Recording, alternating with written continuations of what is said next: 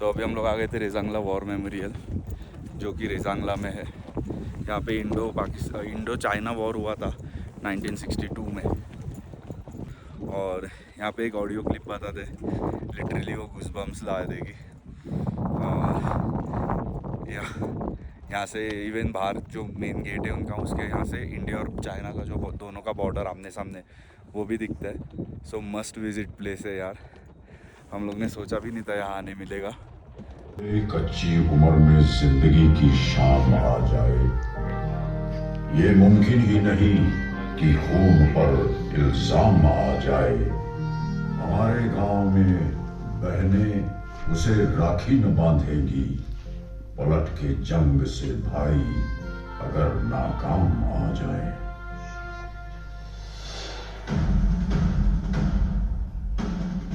मैं कैलाश पर्वत, और आज मैं आपको एक आंखों की कहानी सुनाऊंगा।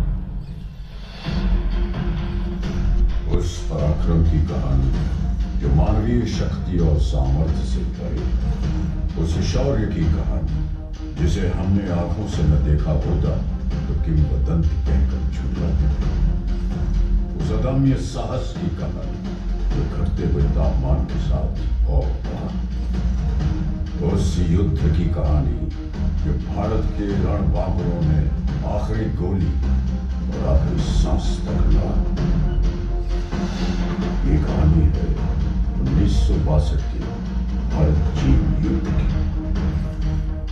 ये कहानी है रेजांगला की। हिंदी चीनी भाई भाई का नारा लगाकर हमारी पीठ में विश्वासघात का खंजर उतार देने वाला चीन आज भी रेजांगला की लड़ाई याद करके थर्रा उठा। बात तब की है जब हमारी आजादी को सिर्फ 15 वर्ष हुए थे। हम घुटनों से उठकर पैरों पर खड़े होने की कोशिश कर रहे थे। हमारे सैनिकों की छातियां साहस और संकल्प से भरी हुई थी, लेकिन हमारे हथियार घर अत्याधुनिक हथियारों से खाली थे। मित्रता की आड़ में छुपकर चीन ने हम पर आक्रमण कर दिया। जब तक हम उनकी नीयत भांप पाते, संभल पाते, वो हमारी सीमाओं के भीतर तक प्रवेश कर चुके थे। चीन की गिद्ध दृष्टि उस सेक्टर पर थी जो सामरिक दृष्टि से जीतना उनके लिए बेहद जरूरी था, चुशुल। इसी के फलस्वरूप जम्मू कश्मीर के बारामूला में स्थित 13 कमांड को चुशुल सेक्टर में डिफेंसेस इख्तियार करने का हुक्म दिया गया। 2 अक्टूबर 1962 को कमान अधिकारी लेफ्टिनेंट कर्नल H.S. ढींगरा की अगुवाई में 13 कमाओं ने ले पहुंचकर 114 इन्फेंट्री ब्रिगेड में रिपोर्ट किया। 13 अक्टूबर 1962 को बटालियन चुशुल एयरफील्ड की सुरक्षा के लिए रवाना हुई तथा 24 अक्टूबर 1962 तक पूरी बटालियन चुशुल में एकत्रित हो गई। यहीं चुशुल की घाटियों में समुद्र तट से 16,440 फीट की ऊंचाई पर स्थित है रेजांगला।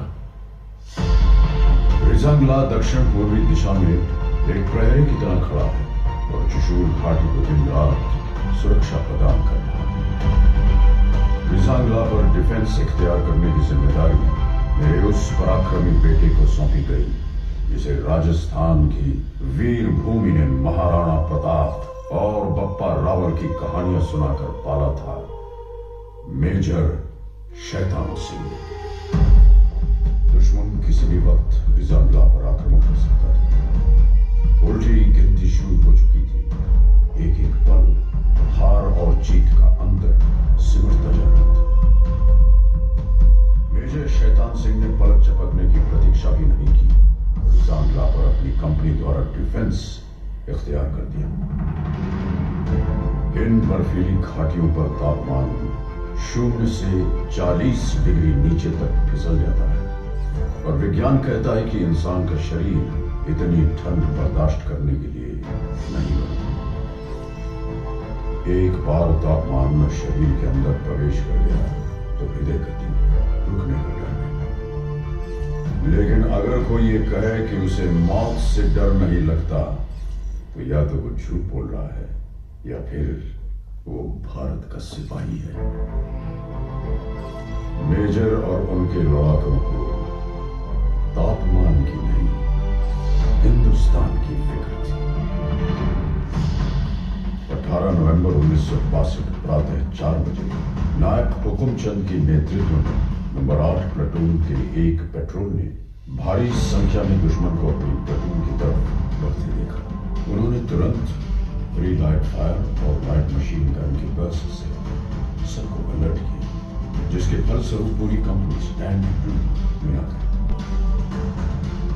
मेजर शैतान सिंह ने सभी प्लाटून कमांडरों को हुक्म दिया कि वो अपने अपने इलाके के आगे पेट्रोल भेजें ताकि दुश्मन के बारे में अधिक से अधिक जानकारी हासिल की जा सके। जिसके बाद तमाम पेट्रोल्स में भारी संख्या में चीनी सैनिकों के मौजूद होने की पुष्टि की। सवेरे 5 बजे दुश्मन ने हमारी नंबर 7 और नंबर 8 प्लाटून पर सामने से हमला कर दिया। दुश्मन का आक्रमण बहुत भारी था, लेकिन हमारी वीरता को हल्का समझने की गलती चीनी कर चुके थे।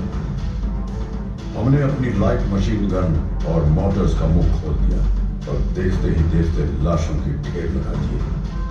ज्यादातर चीनी मारे गए और जो बच गए वो जान बचाकर पीछे भागे। सामने से आक्रमण विफल होने के पश्चात दुश्मन ने दूर से गोलीबारी शुरू कर दी। जमादार हरिराम के नेतृत्व में हमने इस गोलीबारी का डट के मुकाबला किया, लेकिन वो गिनती में बहुत ज्यादा थे और हम बहुत कम। चीन की सेना ने इस इलाके पर कब्जा कर लिया और हमारे वीर सिपाही संगीनों पर सर रख के हमेशा के लिए सो गए। तभी उत्तरी छोर से नंबर 7 प्लाटून पर भी दुश्मन ने हमला बोल दिया। जमादार सुरजा ने 3 इंच मोटर सेक्शन को आगे बढ़ते दुश्मन को निशाना बनाने का हुक्म दिया। मोटर सेक्शन में कारगर फायर डालते हुए दुश्मन को भारी नुकसान पहुंचाया। दुश्मन ने अतिरिक्त जवानों और मीडियम मशीन गन के साथ फिर से हमला किया। इस बार लड़ाई सिर्फ बंदूकों और गोलियों से नहीं, हाथों से भी लड़ी गई। कुश्तीबाज लांस नायक सिंहराम यादव ने 10 चीनी सैनिकों को बालों से पकड़कर चट्टानों पे पटक पटक कर मार डाला।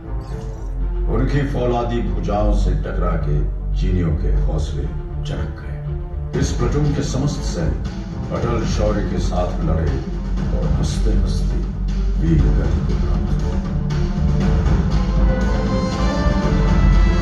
अब दुश्मन अपने आक्रमण का रुख प्लाटून नंबर 9 की ओर मोड़ चुका था।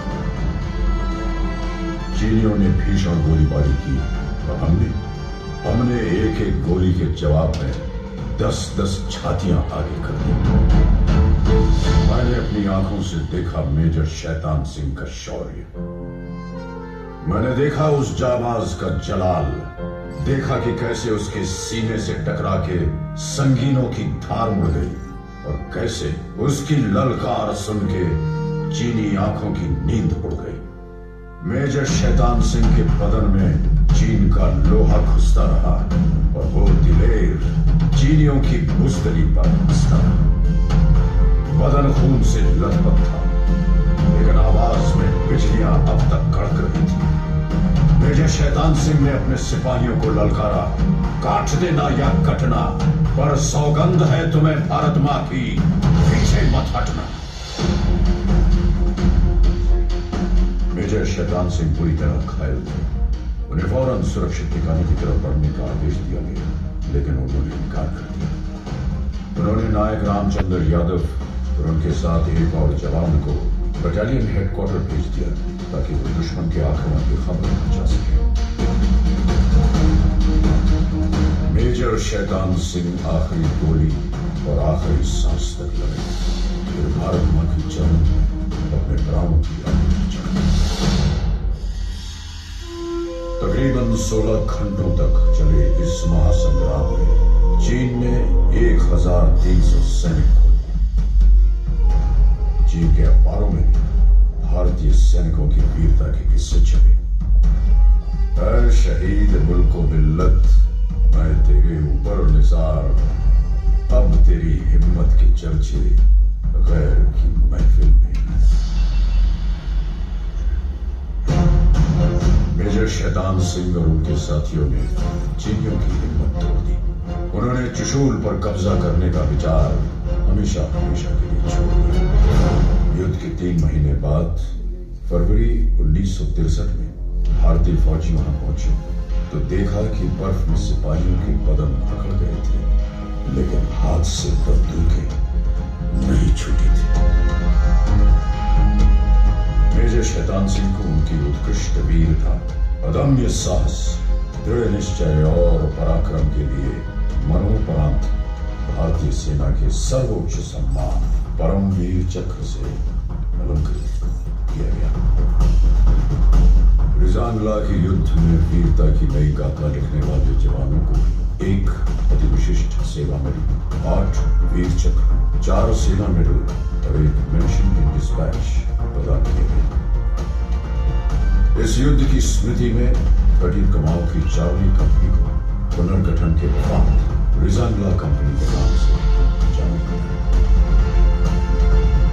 ये युद्ध स्मारक रिजांगला के इतिहास का गवाह है। इसके प्रांगण में आहेर धाम उस पवित्र स्थान पर स्थित है जहां भारत माता की वीर सपूतों का सामूहिक अंतिम संस्कार किया गया। तत्कालीन brigade commander brigadier T M. Banner द्वारा इन वीर योद्धाओं को मुखांजलि दी गई थी। जो राष्ट्र को धर्म मानते हैं उनके लिए यह स्मारक एक महातीर्थ की तरह वंदनीय है। तुम ही न होते तो दुनिया बबूल हो जाती, जमीन खून से यूं लालाजार करता कौन। हजारों लोग हैं यूं तो जमाने में, लेकिन हमारे वास्ते यूं मुस्कुरा के मरता कौन। रिजांगला मेमोरियल का हर पत्थर एक घोषणा है कि हम भारत के लिए जिएंगे, भारत के लिए मरेंगे। ईश्वर हमारे शत्रुओं पर दया करे, क्योंकि हम दया नहीं करेंगे। जय हिंद की सेना।